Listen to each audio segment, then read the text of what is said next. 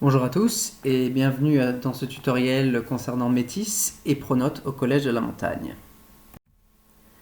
Pour la première connexion, en tant que parent, vous avez dû recevoir ce document par la poste où vous avez votre nom de parent en haut, votre adresse postale, en deux le lien pour vous connecter à l'espace parent, c'est-à-dire le NT Métis. Vous cliquez sur http://metis.ac-réunion.fr, le nom de votre enfant et son prénom, sa classe, et en tant que parent, votre identifiant et votre mot de passe temporaire. Attention, le mot de passe est temporaire, il sera à changer dès la première connexion.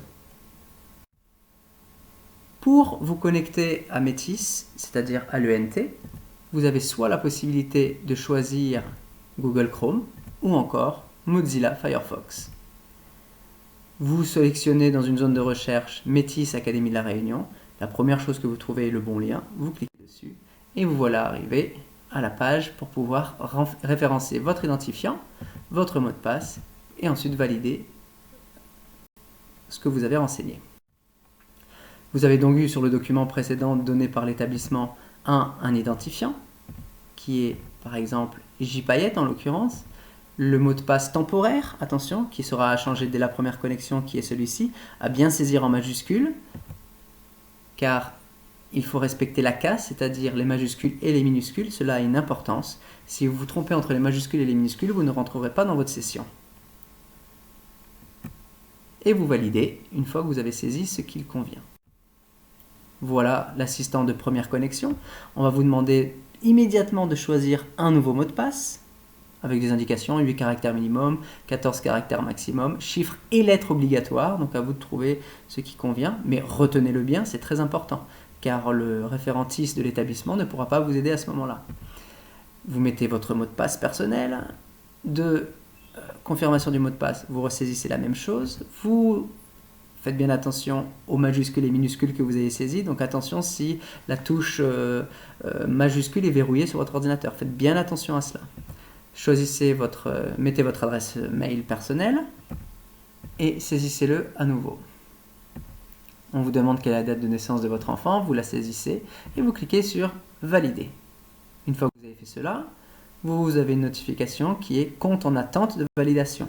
Pour l'heure, votre compte n'est pas encore validé. Il y a un mail qui vous a été envoyé à l'adresse que vous avez saisie et on va vous inviter à aller valider un lien. Donc lorsque vous cliquez sur Valider, on vous renvoie sur Métis automatiquement et vous avez un encart vert qui vous dit qu'un mail vient de vous être envoyé.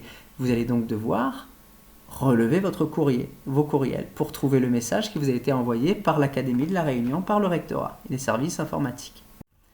Vous recevez ceci dans votre client de messagerie qui vous a été envoyé donc de la part d'administrateurs des services en ligne, support ATEN Académie de la Réunion, service en ligne de l'éducation nationale, activation de compte, le nom de votre enfant qui apparaît dans le corps du message et ce lien sur lequel vous devez cliquer. Si vous ne cliquez pas sur ce lien, au bout de 3 mois, votre compte sera inactif. Il faudra refaire la procédure.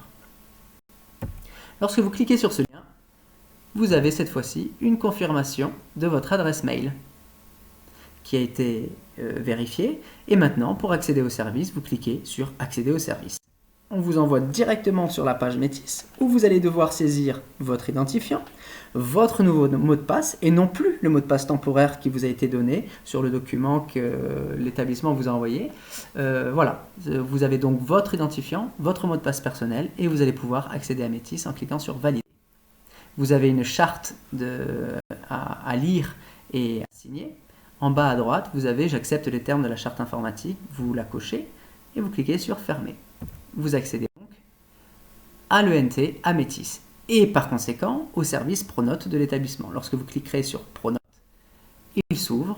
La fenêtre étant toute petite, dans le coin supérieur droit, en haut à droite, vous avez une petite flèche là qui vous permet d'agrandir votre fenêtre. Sinon, elle est vraiment trop petite comme la fenêtre que nous allons avoir là sous les yeux.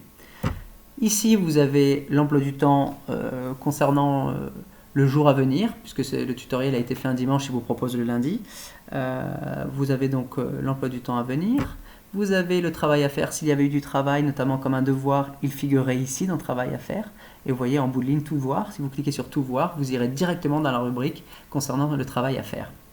En dessous, vous avez les dernières ressources pédagogiques renseignées par les enseignants. On voit ici qu'il y a du travail en mathématiques qui a été posté. Il y a donc des documents annexes qui ont été postés sur le site, sur le logiciel Pronote, avec aussi de l'histoire-géographie. En haut à droite, les absences et les punitions. Vous pouvez savoir si votre enfant a été absent de cours et les raisons qui ont été données. Les notes, les dernières notes qui ont été données par les enseignants avec la moyenne de la classe, le jour, la matière et la note de votre enfant. Et enfin, les compétences. Ça, c'est une interface petite. Lorsque vous cliquez sur le bouton bleu dans le coin supérieur droit, vous agrandissez votre fenêtre et vous arrivez sur cette interface qui est grande et que l'on va développer et s'approprier. Donc en 1, ici, les ressources postées par les enseignants, les ressources annexes, c'est-à-dire des fichiers PDF, des fichiers doc, ça peut être des petites vidéos, ça peut être des liens, bref, des ressources annexes. Ici, les absences, les notes. Vous voyez à droite les notes des élèves et à gauche la moyenne. Les compétences et enfin les messages si les professeurs vous ont envoyé un message. Les paramètres. En haut à droite, vous avez votre nom de parent qui apparaît ici. Si vous voulez paramétrer votre compte, vous cliquez sur Mon compte. Ici, vous avez votre mail à saisir. N'hésitez pas à le saisir une fois encore. Et ensuite à cocher Infos venant des professeurs. Faites-le parce que de toute façon, si vous ne le faites pas, le référentiste le fera pour vous et indiquera que vous pouvez être contacté par mail. Puisque les enseignants peuvent contacter les professeurs et les professeurs peuvent pouvoir également contacter les parents. N'oubliez pas de saisir votre mail, sinon il sera difficile de vous contacter. L'interface d'accueil. L'interface d'accueil est celle-ci. Lorsque vous êtes un peu perdu dans la page Pronote, vous pouvez toujours cliquer sur la petite maison en haut à gauche et vous reviendrez toujours à cette page d'accueil qui est un panneau qui vous permet d'avoir toutes les dernières informations concernant votre enfant. Les ressources pédagogiques, c'est-à-dire les fichiers joints par les enseignants. Pour les trouver, il suffit de cliquer sur la petite pile de livres. En cliquant dessus, vous avez ici comme des pochettes à rabat. Alors en histoire-géographie, on voit qu'il y a 24 documents qui ont été postés sur l'année. En mathématiques, on voit qu'il y en a 90. En physique-chimie, on voit qu'il y a eu un document joint. En technologie, il y en a sûrement. On va s'attarder ici pour le tutoriel au document d'histoire-géographie. Si je clique sur le 24 documents joints, là en histoire-géographie, j'arrive donc à cette page-là et je peux voir donc les documents qui ont été postés. Ça peut être des fichiers .doc, .pdf ou JPEG ou doc. À vous voilà, ce sont des fichiers que vous pouvez télécharger. Vous avez la date de dépôt et vous pouvez bien évidemment consulter tous ces documents et les sauvegarder et vous les approprier. Le cahier de texte. Le cahier de texte se trouve juste à côté des ressources pédagogiques. Lorsque vous cliquez sur cahier de texte, vous cliquez ensuite sur travail à faire et vous avez cette interface qui s'offre à vous. Vous avez ici la semaine active avec le mardi 17, le mercredi 18, voilà, et les matières qui sont référencées dans le cahier de texte. Et si vous cliquez sur une des matières, elle est développée, vous avez les informations du travail qu'il y a à faire et de ce qui a été fait. Et on vous dit que ça a été donné il y a 14 jours, voilà. Vous cliquez sur physique-chimie, voilà les informations qui concernent la matière et vous voyez qu'il y a un fichier joint vitesse de la lumière.odt. Si vous cliquez dessus, vous pouvez télécharger la ressource et travailler dessus. Si vous voulez développer toutes les matières qui sont à l'écran, eh bien vous cliquez sur le plus et à ce moment-là, toutes les matières s'ouvrent en un clic et vous pouvez les refermer en cliquant cette fois-ci sur le moins.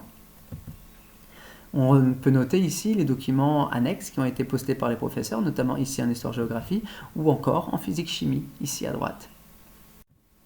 Vous pouvez décider d'une date à laquelle vous voulez récupérer un fichier. Si un professeur vous dit qu'il vous l'a posté, je ne sais pas moi, le 15 mai, vous pouvez très bien cliquer sur le 15 mai et à ce moment-là, vous verrez les documents postés par l'enseignant. Concernant les notes, vous cliquez sur Résultats, Relevé de notes, vous arrivez sur cette page-là, peu importe les résultats de l'élève, ce qui importe c'est l'interface. Vous pouvez avoir des résultats et les relevés de notes, ici on voit le 3e trimestre qui apparaît, mais vous pouvez choisir le trimestre 1, le trimestre 2 ou le trimestre 3 en fonction. N'hésitez pas à consulter les notes de votre enfant en choisissant la période active. Vous pouvez également, dans le coin supérieur gauche, vous voyez qu'il y a une petite icône qui s'appelle PDF qui vous permet d'imprimer et donc de sauvegarder ce que vous avez sous les yeux au format PDF. Ensuite, vous avez la possibilité de voir le bulletin de la classe, le bulletin de votre enfant.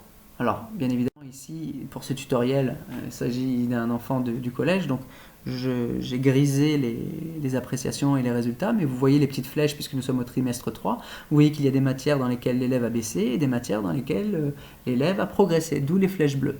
Vous avez aussi une mention tout en bas, le nombre de demi-journées d'absence, 23 demi-journées d'absence, et donc 14 non justifiés. Ça c'est ce qui devrait vous alerter, être inquiétant si toutefois vous n'êtes pas au courant du nombre d'absences de votre enfant. Vous avez des retards aussi, cela vous permet d'avoir un bon panel d'ensemble concernant la présence de votre enfant à l'école.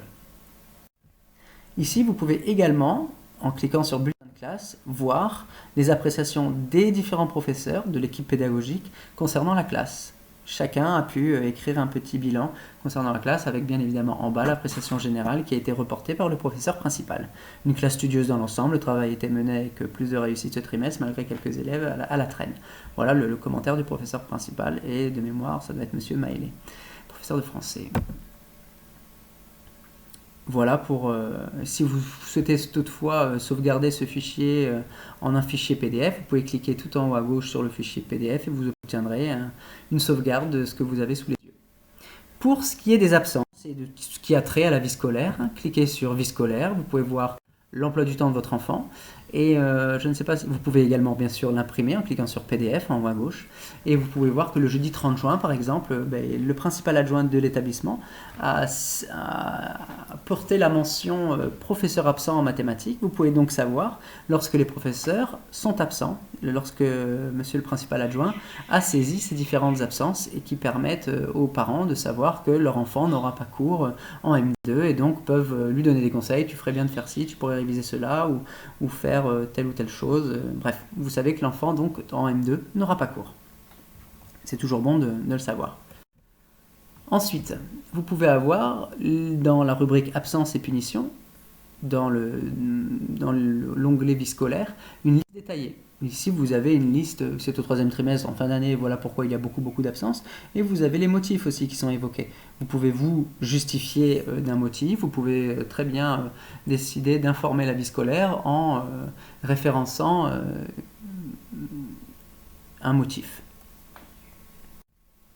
Vous pouvez choisir ici, trimestre 1, trimestre 2 ou trimestre 3 en fonction des informations que vous souhaitez avoir. Si vous souhaitez contacter les enseignants, alors pour ce faire, deux possibilités. La première, cliquez sur l'onglet personnel de l'établissement. Vous trouvez équipe pédagogique. En cliquant sur équipe pédagogique, vous voyez le professeur principal qui est celui dont je vous ai parlé tout à l'heure, Monsieur Maëlé. Si vous voulez lui écrire, vous cliquez sur son adresse mail et en cliquant sur son adresse mail, vous allez donc ouvrir votre client de messagerie personnelle, si toutefois il est paramétré, et vous avez l'adresse du professeur, en l'occurrence, qui apparaît. Vous sélectionnez un objet et vous tapez votre message. Voilà, etc., etc., etc. Il est important, comme je le mentionne, de donner votre nom, le nom de l'enfant et la classe, parce que parfois on a des mails des parents qui ne sont pas très parlants, on ne sait pas, parce que le message n'est pas signé, on ne sait pas de quel enfant il s'agit, les professeurs ont parfois au minimum 4 classes et pour certains plus d'une dizaine, donc il est toujours important de donner votre nom, le nom de l'enfant et la classe, cela aide. Possibilité numéro 2, qui est à mon sens un peu plus simple, à côté de la petite icône maison, vous avez une adresse mail avec une petite enveloppe, vous cliquez dessus, et ici apparaît l'équipe pédagogique de la classe. Vous pouvez choisir un enseignant, si nous prenons Madame Villien par exemple, et que nous souhaitons engager une discussion avec elle ou lui envoyer un mail. Ici, nous pouvons choisir donc rédiger un mail ou démarrer une discussion. Nous pouvons aussi choisir plusieurs enseignants et avoir le choix de, pareil, rédiger un mail ou démarrer une discussion. Mais pour ce tutoriel, nous avons coché donc Monsieur Bayeux, Madame Lougnon, Monsieur Samadi et Madame Villien. Nous allons rédiger un mail, je clique sur rédiger un mail. Les mails des enseignants apparaissent à l'écran, je les ai grisés pour le tutoriel. Vous mettez un objet et votre message. Encore une fois, il est important de donner le nom de votre enfant, la classe et votre nom à vous en tant que parent. Vous pouvez aussi, après avoir coché les noms des enseignants, décider non pas de rédiger un mail, mais de démarrer une discussion. Cette fois-ci, la différence entre le mail et la discussion, c'est que le mail, l'enseignant peut le recevoir à tout moment, sur son téléphone, sur son ordinateur, où qu'il soit, à partir du moment où les paramètres ont été faits sur l'appareil que l'enseignant va utiliser, c'est-à-dire l'ordinateur, smartphone ou autre. Alors que démarrer une discussion, ça ne sera interne qu'à Pronote. L'enseignant ne le verra que lorsqu'il se connectera à Pronote, ce qui veut dire que si le soir il ne se connecte pas à Pronote, il ne verra pas votre message, il ne le verra que le lendemain en classe en faisant l'appel. À vous de faire le choix qui vous paraît être le plus judicieux. Donc nous avons choisi ici démarrer une discussion. Vous voyez qu'il y a 4 professeurs qui ont été sélectionnés, vous avez mis un objet, vous avez saisi un message dans le corps du message, et ensuite vous sélectionnez envoyer. N'oubliez pas, encore une fois, de donner vos noms, le nom de l'enfant et la classe. Pour être contacté, vous avez dans le coin supérieur droit, en haut à droite, le petit papillon Pronote avec une petite pastille, et la petite pastille indique le nombre de messages que vous avez. Ici, en l'occurrence, nous avons un 1, ce qui signifie que nous avons un message. En cliquant sur le papillon, je vois qu'il y a un message concernant la rentrée scolaire. En cliquant dessus, je vois le message qui était, donc message factice que j'ai rédigé moi-même afin de finir ce tutoriel. Et vous voyez que vous pouvez être contacté comme ça et avoir des informations. Si vous voulez retrouver les fournitures scolaires, vous pouvez cliquer sur le site du collège, vous avez des informations. Voilà le corps du message. Et en bas, il est toujours bon de cocher « J'ai pris connaissance de cette information », ce qui permet à la personne qui vous a envoyé le message d'avoir un retour en se disant « Tiens, la personne, on a un accusé réception qui nous permet de dire « Tiens, la personne a lu le message ». C'est toujours agréable. Voilà, donc je crois qu'à partir de toutes ces informations-là, vous allez pouvoir vous connecter à Métis dans un premier temps, puis à Pronote, et suivre la scolarité de votre enfant. Si toutefois vous avez le moindre problème, vous pouvez également sur le site du collège retrouver tout le nécessaire dans la rubrique TIS sur l'adresse collège-lamontagne.ac-réunion.fr.